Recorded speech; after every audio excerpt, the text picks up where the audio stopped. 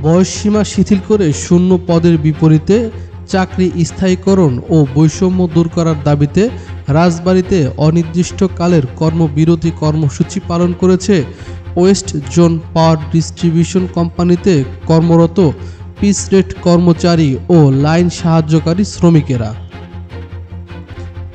দুপুরে রাজবাড়ীর ওজোপাডিকো অফিস চত্বরে piece rate শ্রমিক কল্যাণ সমিতি জেলা শাখার আয়োজনে এ কর্মসূচি পালন করেছে তারা। কর্মবিরতি চলাকালে পিস রেট শ্রমিক কল্যাণ সমিতি ফরিদপুর সার্কেলের প্রধান উপদেষ্টা শুকুর আলী শরীফ, যুগ্ম সাধারণ সম্পাদক কৃষ্ণ কুমার সাহা, সহ সাংগঠনিক সম্পাদক আবুল বাশার শেখ বাদশা, পিস রেট শ্রমিক কল্যাণ সমিতির রাজবাড়ী জেলা শাখার সদস্য ওমর সানি জলিল, ফারুক হোসেন তোতাসহ অন্যান্যরা বক্তব্য রাখেন। আমাদের সরকারের কাছে একটাই দাবি, আমরা বৃদ্ধ হয়ে গেছি, অসহায় হয়ে গেছি, আজ আমাদের চাকরি করতে দিতে হবে। আর 30 বছর যাবত এর সাথে জড়িত পিডিবি নাম ছিল, তখন পিডিবির আমলে বহুত লোকের চাকরি হয়েছে, আমাদেরকে স্থায়ীকরণ করে নাই পিডিবি। তারপরে পিডিবি ওজোপাটিকার হাতে বিক্রি করে দিল।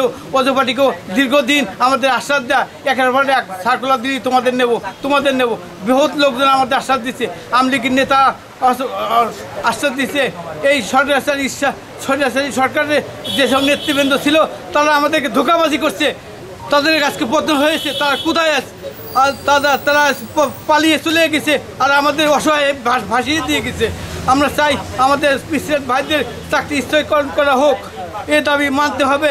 আজকে প্রতিটা জেলায় আমরা প্রতিদিন আন্দোলন করছি, আমাদের একটাই দাবি, আমাদের এই পিস রেট ভাইদের স্থায়ীকরণ করে নিতে হবে, আমাদের লাইন সাহায্যকারী গ্যাটিস ভাইদের স্থায়ীকরণ করে নিতে হবে।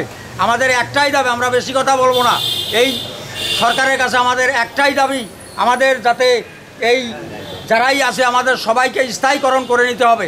ইতিমধ্যে ডেস্ক রিপোর্ট, বিডিআর।